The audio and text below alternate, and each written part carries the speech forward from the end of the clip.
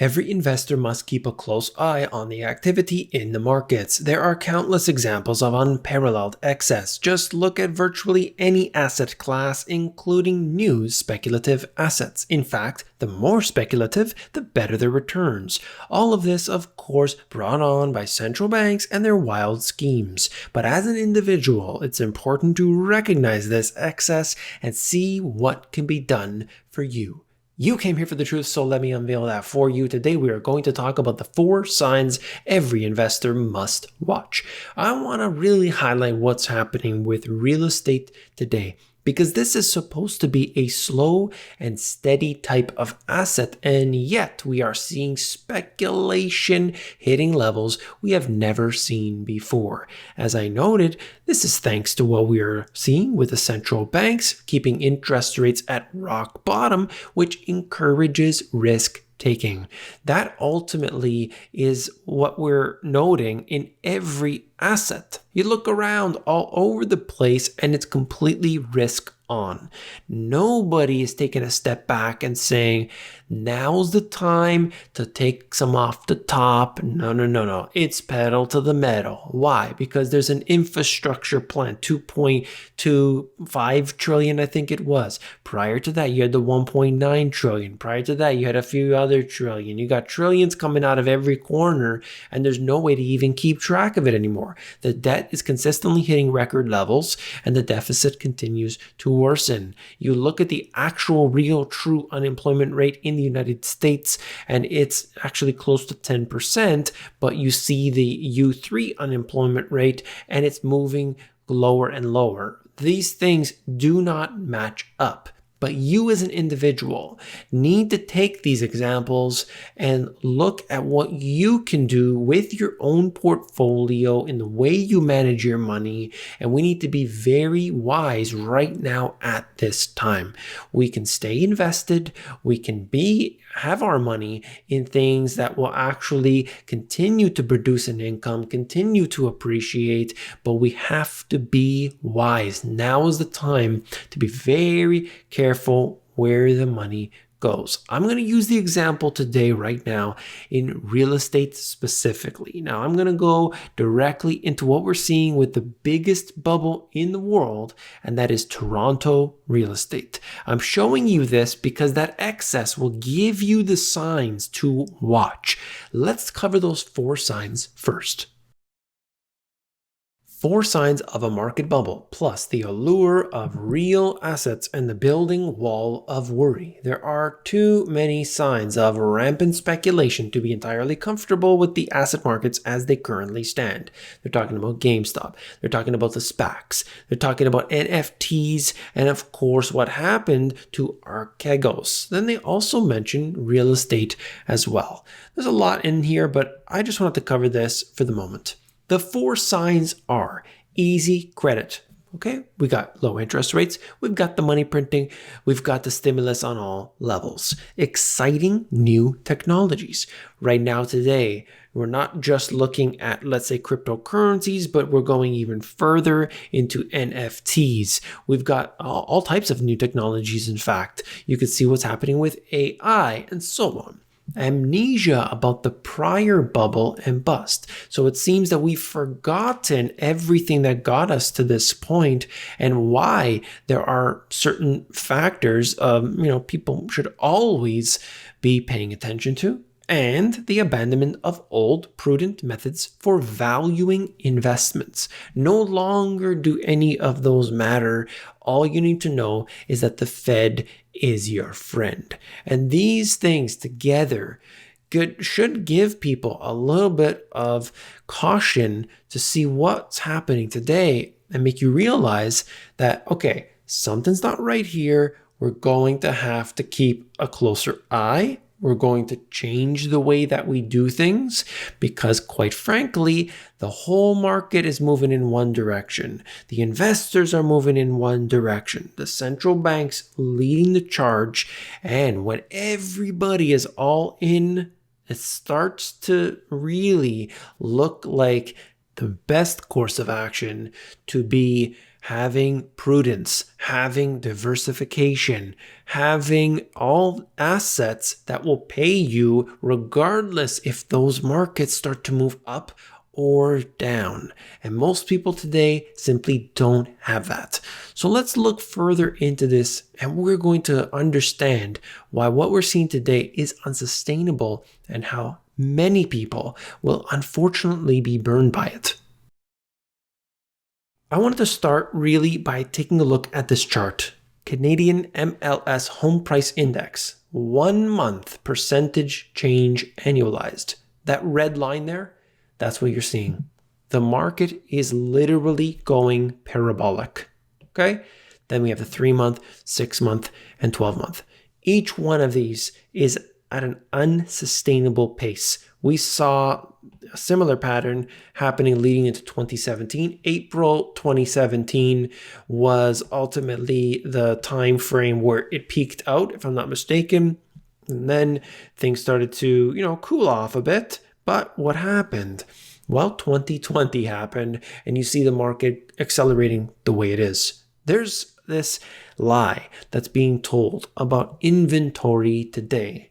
And we have to understand how many of these properties are truly empty, but they get away with it. Investors purchase these properties. They're not claiming they're empty, but of course they get around it one way, shape, or form. And that's the case for so many of them. At the same time, there's other factors here, but look at what they are saying. There's inventory levels that are extremely low. Okay, where did these people come from? With no new immigration happening, where are the people coming from all of a sudden? Did these people just grow up out of the ground? Did they come off the trees? It's not realistic, but they tell you that, and this makes you feel all good. It's speculation. The primary reason why you have home prices increasing 30% year over year, 40% year over year, and in other cases even higher. That's simply speculation from going at a rate that was way too high and unaffordable to begin with, and you take it up 30, 40, 50%.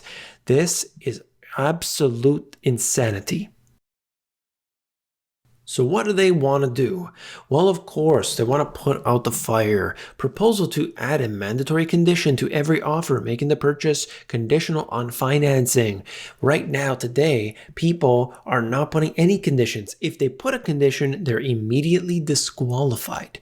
So what do? They're buying homes that have potentially foundation problems. Maybe they can't get the financing on the property. Maybe there are other issues, but if they put a condition, they're out. That is so dangerous. So dangerous. People learn, of course, really why that's the case only after the fact. Maybe they get lucky, but perhaps not. Proposal to institute an industry watchdog to review transactions where homes are sold well over the asking price. You already have so many institutions and bodies looking at everything, and it never does any good, of course, because they're on the inside of this to begin with. They don't want to cool the market down. They could have done that a long time ago, but the central bank keeps interest rates low to make sure that they generate as much of this nonsense as possible. Add more housing supply. That's probably always a good thing. And I say that as it relates to the economy and, of course, the prices and so on. We have to look at this more specifically in each area, in each region, and understand how it all works. Underlying it, though, it's interest rates doing the job. Really good article right here. Canada hasn't had a market overheating of this scope since the late 1980s. Economists warn Canada's housing market may be in for a nasty tumble. Toronto's red-hot housing market is giving David Rosenberg flashbacks to the early aughts when the U.S. housing market entered a bubble, and that, of course, ended in disaster. We're in a very unstable position based on the metrics I have, the home price to rent ratios, home price to income ratios, or how much the household sector was overexposed to residential real estate. These numbers are higher now than they were during the U.S. housing bubble. Unbelievable. But hey, don't worry about it because everything's going to be A-OK. They're talking about this right here, 30% year over year, as I mentioned.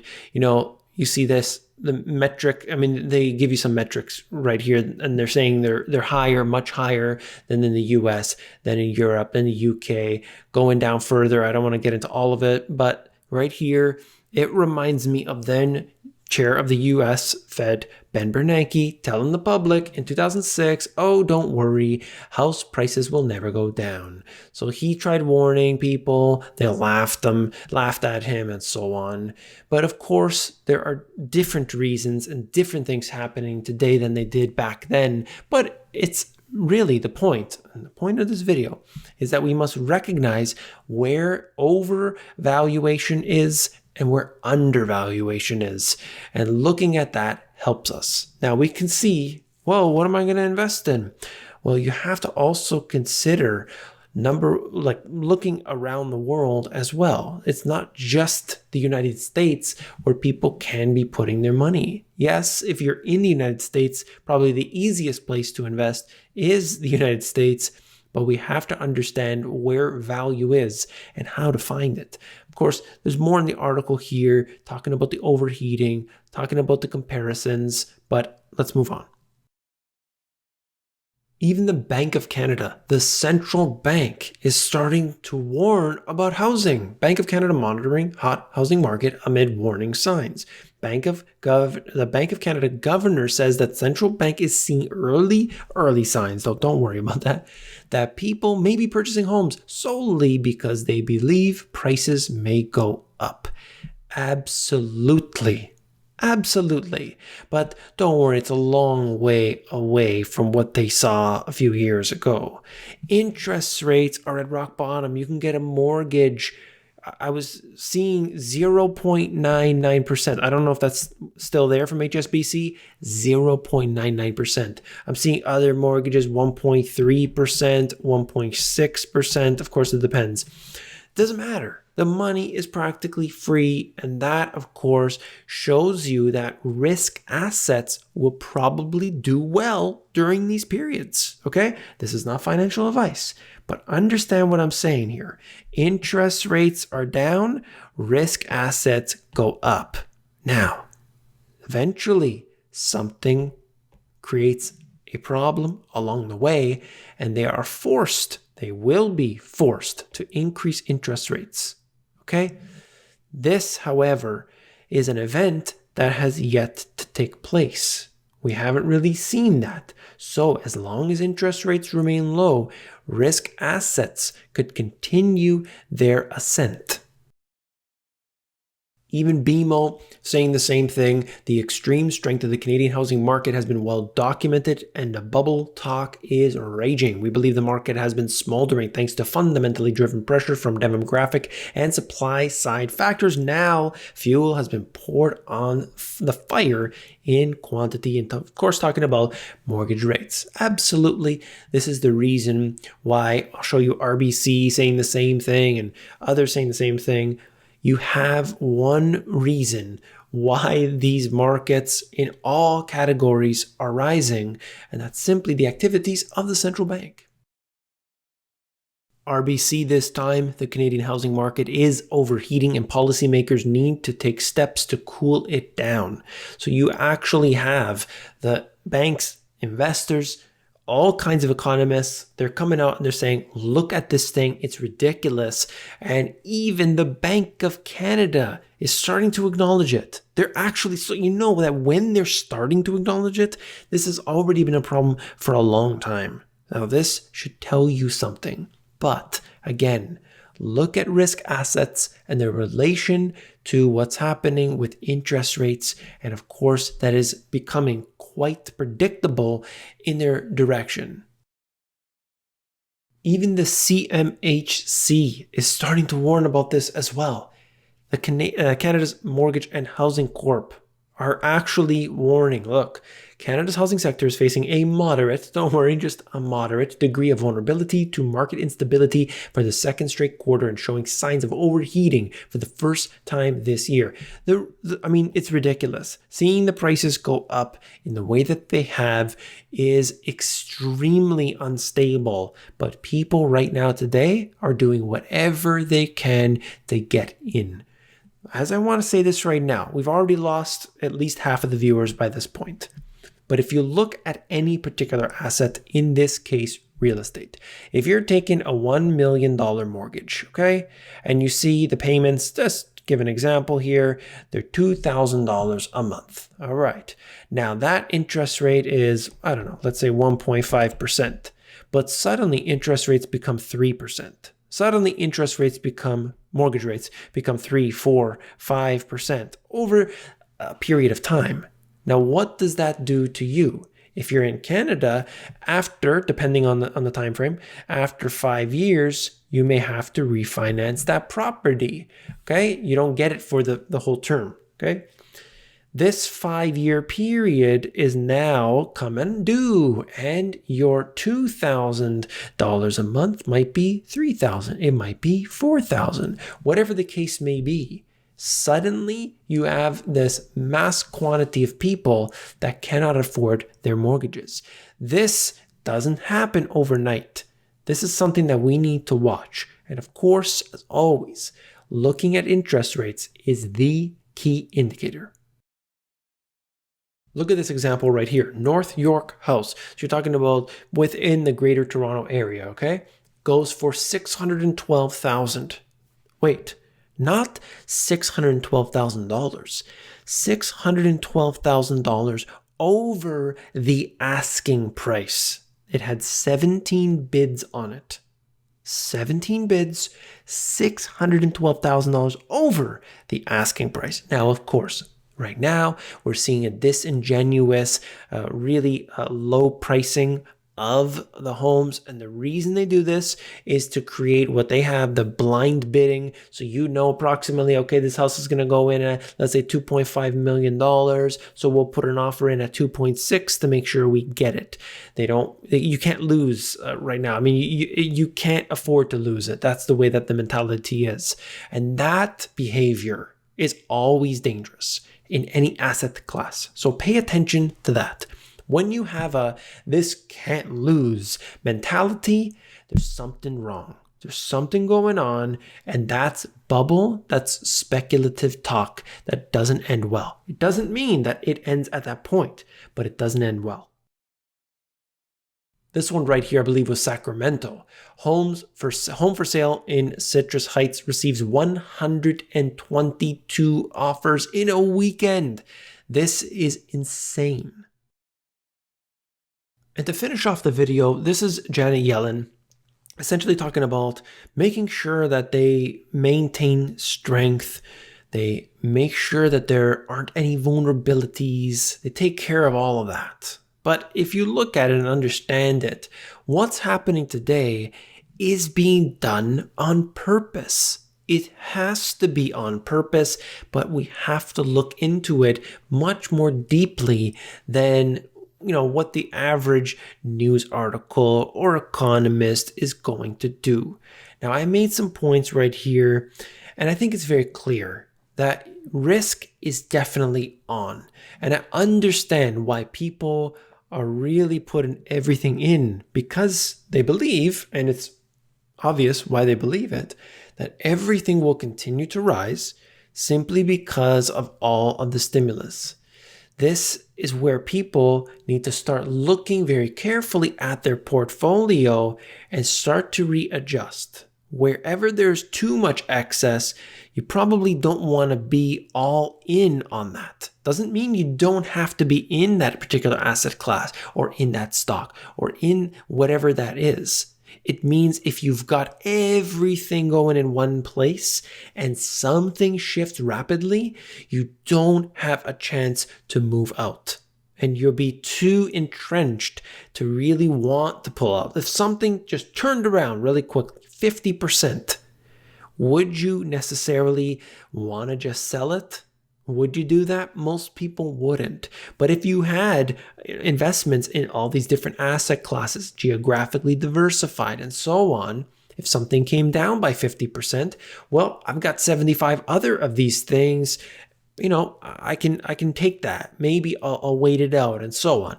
But if you're just all in, it really messes with you and it could completely collapse a portfolio in some cases. You can see these historically. There are so many examples just with, you look at certain hedge funds and you pay attention to exactly what they did. And it's truly unfortunate to see the way that it happens. Everybody thinks that, this is the next hot thing. And instead of having a balance, getting into those hot things, but looking at the others where you see undervaluation and think, maybe I'm going to park some of my money there. So I hope that this video was of some value to you. It's probably way longer than normal, but I just wanted to cover this from a different angle and use sort of those extremes, Toronto real estate being the most extreme, to give you some pause, to give you some ideas of how investors can really look at this, be able to profit. And actually, the most important thing about investing is to protect the downside. If you found this video informative, hit that thumbs up button. When you do, you're supporting me. I want to thank you for that. If you want to learn about e-commerce for free, you can do that at the AmazonGPS.com. If you want to learn about the financial system, you could do this in my 2 books. Everything you need is right here. So just click on the link in the description and that'll take you over there. Have you seen this video yet? You definitely want to check it out. Click it and I'll see you there.